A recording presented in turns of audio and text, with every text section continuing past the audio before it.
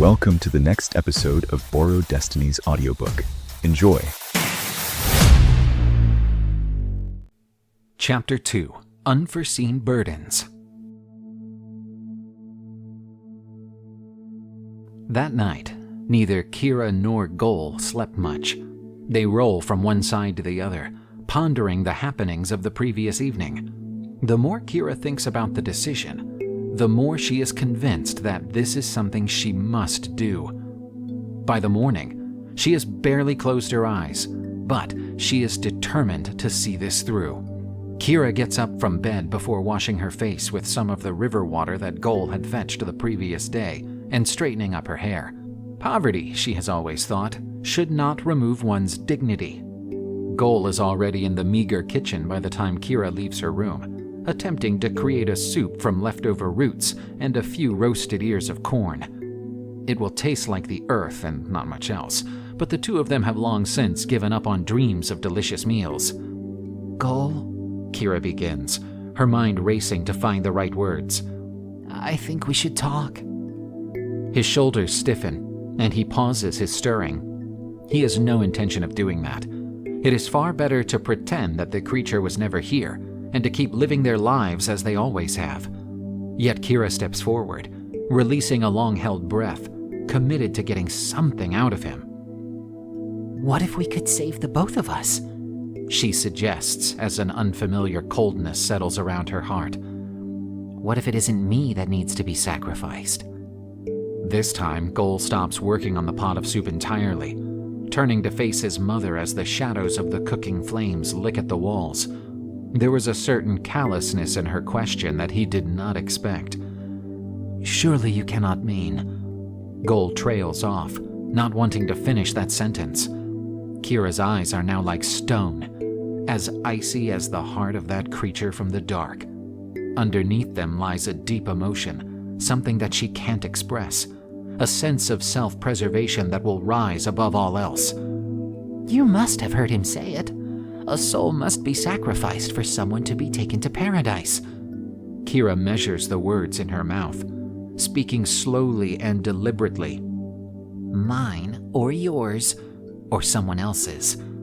I can go with you for the price of 2 souls. Gole stares at her in complete shock. He's been expecting her to confront him and attempt to convince him to let her give herself. But not this. Neither of them is a murderer, and offering the souls of others would likely make them something even worse. He knows that their situation is dire, but he could not imagine considering this. I won't speak of such things, he insists gruffly, with no idea how else to address the situation. Sit and eat. We have a difficult day ahead of us. With that, he turns sharply to finish the soup and dish it up. Kera sits down quietly, knowing that she won't change his mind now. But there must be some way to do so. She is resolved to take the offer, no matter who the sacrifice will be. By the end of the day, she's certain Gole will understand that, and perhaps he will be willing to save her too. They finish eating in strained silence, their stomachs still growling with that ever-lingering hunger long after the food is gone. Even so, they stand, and Gole cleans the bowls before they prepare to head out to the main road market. Everything is quiet, and even the sounds of the day rising from sleep around them seem distant and almost muted. Gole cannot face his mother as they walk. He keeps his eyes straight ahead and forces his feet to move as the cart trundles lopsidedly behind him. Kera's gaze is pinned to Gole's hair, watching as the breeze lifts a few strands from his neck. A million words flutter through her mind like insects, too fast to catch and speak into the world. Gole's mind, on the other hand, is empty and stoic, refusing to think of anything but momentary reality. The tiredness in his muscles, the rough edges of his heels, the sweat already beading on his forehead. These sensations are the only things that he focuses on. Malik watches the tense, silent procession from afar. Their day might not have begun well, but they are about to be cast into something much worse. Discussions are not the only way that Malik can persuade new targets to take up his offer. Our spot is taken again, Gole mentions with a tight jaw as they finally approach the main road. His intuition is telling him to run, to turn back, and to go home. He's not entirely sure why, but he presses through the feeling with the power of determination alone. As they set up the cart, a few cobs of roasted corn fell to the ground. With a sigh, Kera picks them up and sets them aside. They can no longer be sold, especially since people have seen what happened, but they could make a paltry meal for the evening. To Gole, it is a sign that something more sinister is afoot, but he is wondering if that's simply his imagination playing some twisted game with him. After what occurred the previous evening, it is no wonder that his nerves are hanging by a thread. Kira's mood is entirely different. She's pensive, thinking of how she can convince Gole to at least consider the trade. Every time she glances at his profile, she can see the lines of a frown and the taut muscles in his jaw. Perhaps she has been coming at this from the wrong angle. There has to be some way that Gole can see that this is the best thing to do. The only other choice is to continue suffering as they always have. It takes about an hour before the first customer walks up to their cart. From a distance, Malik assesses the situation and decides that this is the perfect opportunity to make his move. Morning. Kera greets the woman with a bright, half-forced smile. These are all fresh, roasted perfectly. The customer is about to speak when her face changes. She shakes her head, clutches the ratty bag she's holding, and turns away. Kera sighs and sits back down, watching in surprise as the woman walks to another roasted corn stall and buys a dozen cobs. That was strange, Gole points out. The first words he's spoken in a while. He doesn't look at Kera as he talks, but rather keeps his eyes on the customer, now walking into the distance. There is always another, Kera replies, stretching her tired legs out in front of her.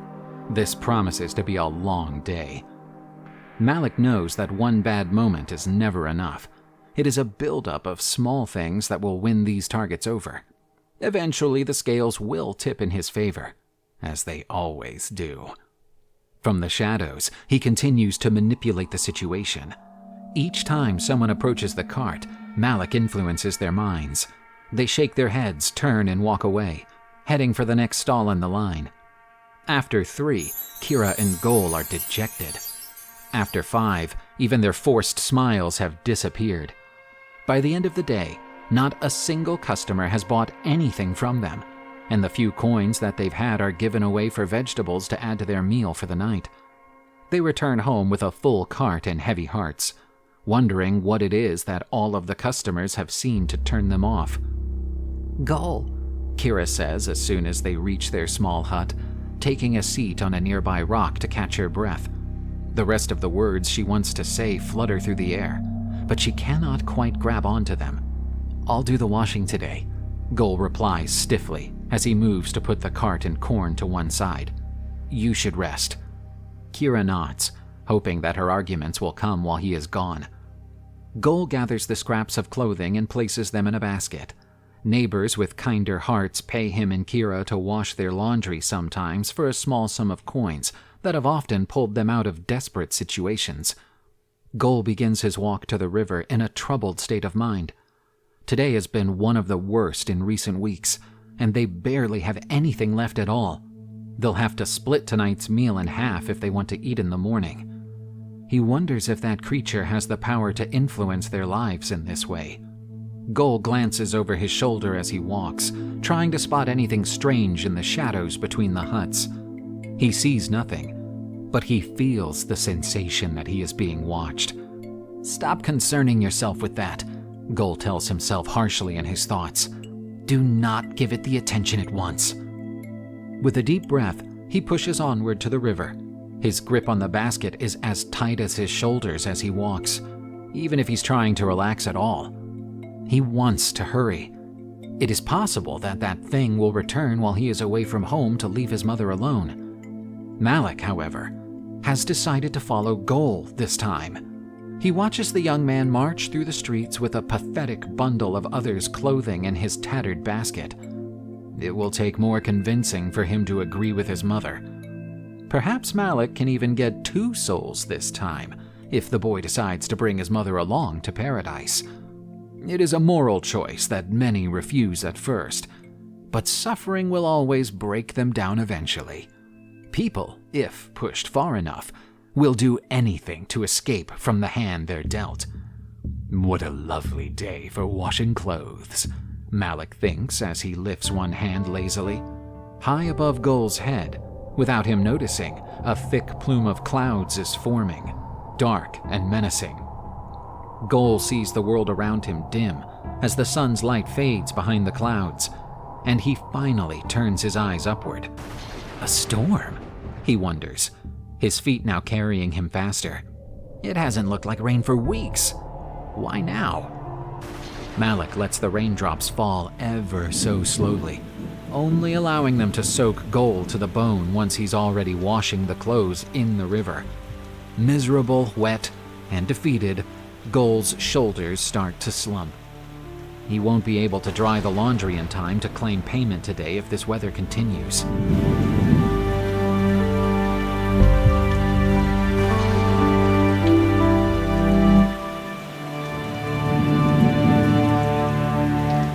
Thank you for watching Borrow Destiny audiobook visuals.